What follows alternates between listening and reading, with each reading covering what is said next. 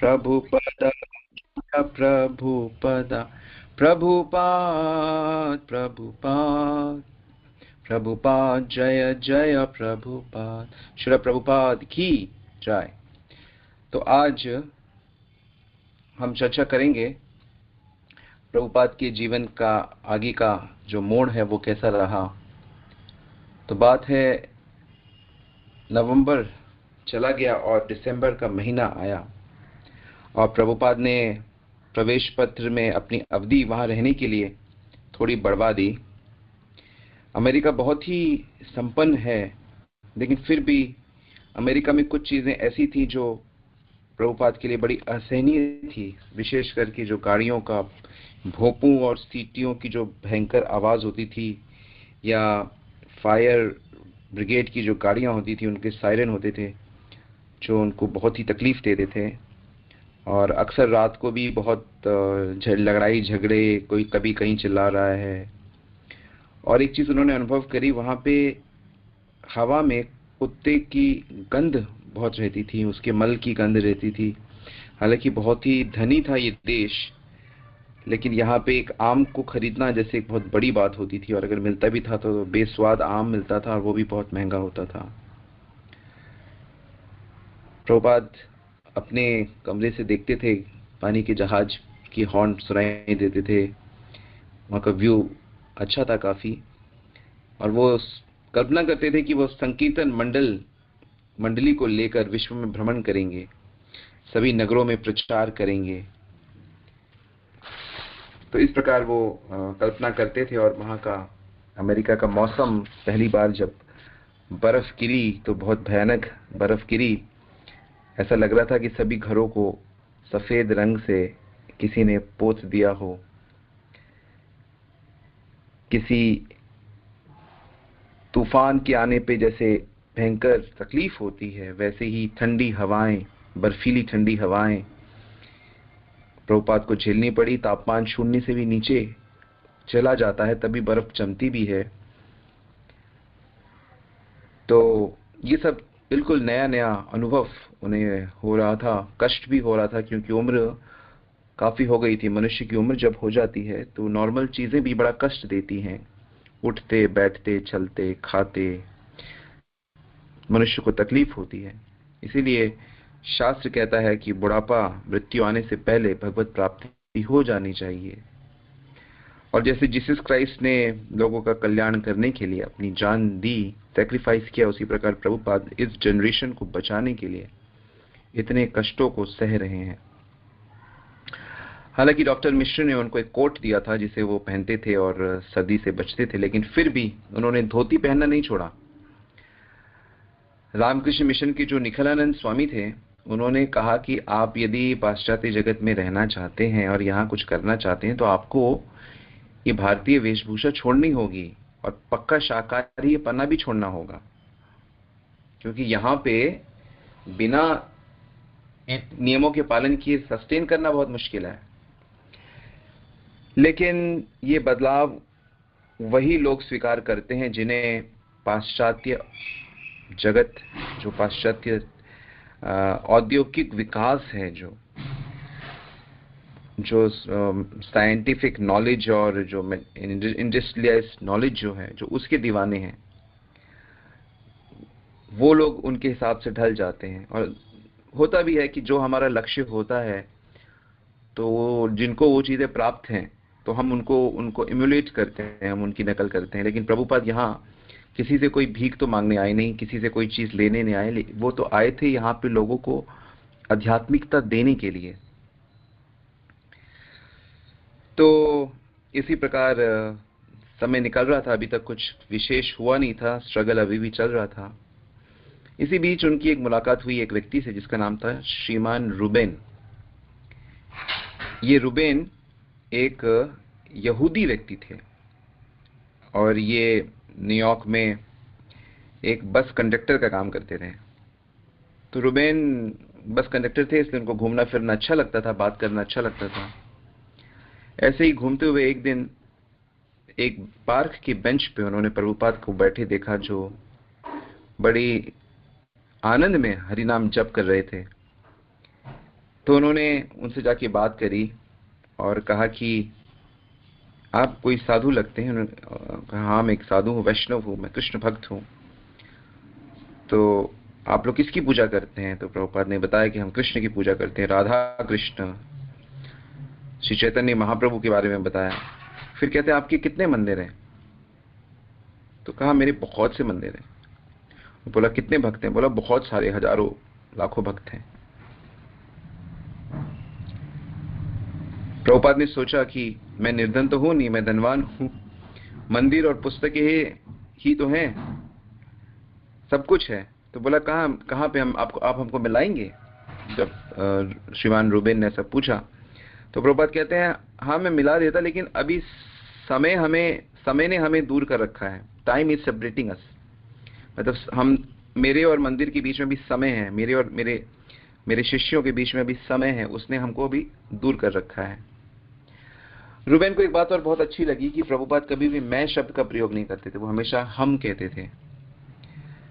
और हम कहते थे तो इसका मतलब है कि वो अपने साथ अपनी गुरु परंपरा को भी जोड़ लेते थे, अपने गुरु महाराज को जोड़ लेते थे जिन्होंने उन्हें इस जगह पे भेजा था। वे कहते थे कि मैं कभी अकेला नहीं हूं। हालांकि हमें तो लगता था कि वो अकेले हैं, और इसलिए उन्होंने प्रभुपाद की तुलना एक यहूदी व्यक्ति से करी जिनका नाम था एलिजा। एलिजा बड़े पवित्र व्यक्ति थे जो हमेशा अकेले ही जाते थे कहीं पे भी। तो रूबेन को लगा कि समझ में आ गया था कि इनका कोई अनुयायी यानी कोई डिसाइपल अभी तक है नहीं, लेकिन उनको इनसे ये बातें सुनकर बहुत अच्छी लगी। तो प्रभुपाद जब मौसम थोड़ा ठीक होता तो कभी कभी बस से ग्रैंड सेंट्रल स्टेशन पहुंच जाते, और वहां पे जो 42 स्ट्रीट में जो सेंट्रल लाइब्रेरी थी उसमें जाते। और उस लाइब्रेरी में उन्होंने ढूंढ के देखा कि उनकी लिखी हुई भागवतम जो वो लेकर आए भी थे, वो भागवतम लाइब्रेरी में है, और उसे बहुत से लोगों ने देखा है, क्योंकि लाइब्रेरी में कार्ड्स होते हैं जहाँ पे सारी डिटेल्स लिखी होती है। ये वही पुस्तकें हैं जो दिल्ली की एम्बेसी ने उनसे कई सेट बुक्स खरीदी थी। तो उन्होंने देखा कि लोग इसको बहुत चाव से नियमित रूप से पढ़ रहे हैं। इस प्रकार वो अलग अलग लाइब्रेरीज में भी जाते और वहाँ पे देखते और अपने किताबों को बेचने की कोशिश करते। उन्होंने ये भी नोट किया कि अमेरिका में जो युवा वर्ग है वो एक प्रकार के ड्रग से बहुत अट्रैक्ट हो रहा है जिसका नाम है LSD। और अक्सर न्यूयॉर्क टाइम्स में इस तरह के नोट्स आते थे कि न्यूयॉर्क नगर के अस्पतालों के अनुसार LSD की रोगियों की संख्या में बहुत वृद्धि हो रही है।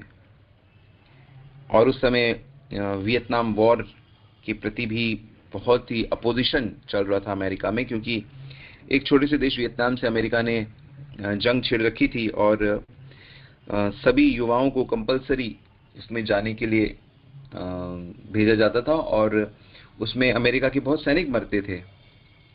तो इसका भी बहुत भयंकर विरोध 60 के दशक में अमेरिका में चल रहा था, जिस समय एक हताशा सी पूरे अमेरिका में छाई रही थी इस समय में। जैसे अभी कोविड के कारण पूरे वर्ल्ड में एक निराशा है, हताशा है, मानसिक पीड़ा है, सभी को आतंक है, भय है। तो ऐसा ही समय उस समय भी एक अमेरिका में विशेष करके था। तो वो समय वहां पर प्रभुपाद ने देखा, और एक और पुस्तकालय में जब वो जाते थे, पैरागन बुक गैलरी, तो वहां पे भी वो जब अपनी किताबें बेचने गए तो वो बुक्स बिकी नहीं, लेकिन फिर प्रभुपाद ने दोबारा प्रयास किया। तो वहां के जो मालिक थे उनकी पत्नी निमति फेबर ने उनको बहुत अच्छे से वेलकम किया और प्रभुपाद की कई सेट्स उन्होंने बुक्स खरीदे और हर हफ्ते प्रभुपाद उनकी शॉप में जाते थे और वो माताजी उनको बहुत प्रेम से उनका स्वागत करती थी और उनकी नॉलेज को बहुत अप्रिशिएट करती थी। इस प्रकार प्रभुपाद बड़े अपने 1-to-1 तरीके से भी लोगों को भागवतम बांटते थे। कहने का अर्थ है कि प्रचार एक क्षण के लिए भी रुका नहीं। इसलिए प्रभुपाद ने ये सुंदर स्लोगन दिया कि प्रीचिंग इज द एसेंस, प्राण आचे जार से करी बे प्रचार, कि जो जीवित व्यक्ति है वही प्रचार कर सकता है, ऐसा चैतन्य चरितामृत कहती है। तो प्रचार करना एक जीवन है हमारा, कृष्ण को देना, कृष्ण के बारे में बताना, ये भक्तों की लाइफ है, लाइफ लाइन है उनकी। वो कृष्ण के बारे में चर्चा करते रहते हैं। तो बातों बातों में जब मिसेस फेबर ने बताया कि उनको इंडियन समोसे बहुत पसंद हैं, तो प्रभुपाद अगली बार जब उनसे मिलने गए तो अपने हाथों से उनके लिए समोसे बना के ले गए। और प्रभुपाद एक बहुत अच्छे कुक थे। ये उनके शिष्यगण बाद में बहुत अप्रिशिएट करते थे, कैसे कितने 50-100 लोगों का प्रसाद वो अकेले बना देते थे प्रभुपाद, और कई तरह की रेसिपीज बना देते थे। तो इस प्रकार जो भक्त होता है वो अनेक गुणों से युक्त होता है। ऐसे ही मंदिर की जब विशेष चर्चा चल रही थी तो प्रभुपाद ने एक मकान देखा और उस मकान को मंदिर के लिए उन्होंने बड़ा सही माना और उस मंदिर को खरीदने के लिए जब प्रयास चल रहा था, उन्हीं दोनों खबर आई कि लाल बहादुर शास्त्री जी की मृत्यु हो गई है रूस में। और प्रभुपाद को इससे बड़ा झटका लगा, उनको बड़ा दुख हुआ, क्योंकि जो पैसा वो मंगाना चाहते थे वो लाल बहादुर शास्त्री ही उसको भेजने में मदद करते। इसीलिए जो बिल्डिंग के मालिक थे श्रीमान A.M. हार्टमैन, उनको प्रभुपाद ने समझाया कि अब हमारे प्रधानमंत्री की मृत्यु हो गई है और धन प्राप्त करने में बड़ी कठिनाई होगी, तो इसलिए आप ये मकान हमको उसमें दे दीजिए, प्रचार केंद्र खोलने में, और आप भी इसके सदस्य बनिए, और ताकि आपके भी कुछ खर्चे चलते रहें, आप किराए पे इसको दे दीजिए। लेकिन वो व्यक्ति माना नहीं और इस तरह बात बनी नहीं। लेकिन उनको कुछ दिनों में पद्मपत सिंघानिया का पत्र प्राप्त हुआ, जो कानपुर के एक बहुत बड़े जेके कंपनी के मालिक थे, और उन्होंने बताया कि वो इस बात के लिए तैयार हैं कि न्यूयॉर्क में एक हिंदू यानी कि राधा कृष्ण का मंदिर बनाना चाहते हैं। उसके लिए हम सहयोग करना चाहते हैं, लेकिन हमें ये मुश्किल है। हमें दो मुश्किल है। एक तो कि आपने $1 लाख की जो मांग की है, 7 लाख रुपए की जो मांग की है, उस समय डॉलर 7 रुपए था, तो वो बहुत छोटी रकम है, उससे इतना बड़ा मंदिर नहीं हम चाहते हैं कि बहुत भव्य मंदिर बने, वास्तु शिल्प के अनुकूल सुंदर मंदिर होना चाहिए। और दूसरा ये कि जो मनी भेजनी है उसमें सरकार का अनुमति चाहिए होगी। तो इसमें फिर प्रभुपाद ने उनको लेटर लिखा कि अभी प्रारंभ में इतने बड़े मंदिर की आवश्यकता नहीं है, क्योंकि हम कृष्ण की वृंदावन भाव से हम उनका सेवा करते हैं, और आपका भाव द्वारिका का भाव है। द्वारिका में तो भगवान कृष्ण की 16,000 रानियां हैं, तो बहुत बड़े बड़े भवन हैं, लेकिन हम वृंदावन निवासी हैं, और वृंदावन में द्वारका की भांति ऐश्वर्य का कोई भवन नहीं है। यहाँ तो यमुना के तट पर स्थित वृंदावन वनों और गायों से भरा है। भगवान कृष्ण के बचपन में जो वो चरवाहे रूप में जो वो लीला करते थे, बिना किसी राजसी वैभव के, तो लेकिन फिर भी हम लोग बीच का एक मार्ग निकाल सकते हैं, आप और मैं मिलकर, और हम लोग भगवान के लिए यहाँ मंदिर बना सकते हैं। तो इस प्रकार एक उत्साहपूर्ण सहयोग का पत्र उनको प्राप्त हुआ। तो आज कथा यहीं रुकते हैं और बाकी हम कल श्रवण करेंगे। श्रील प्रभुपाद की जय।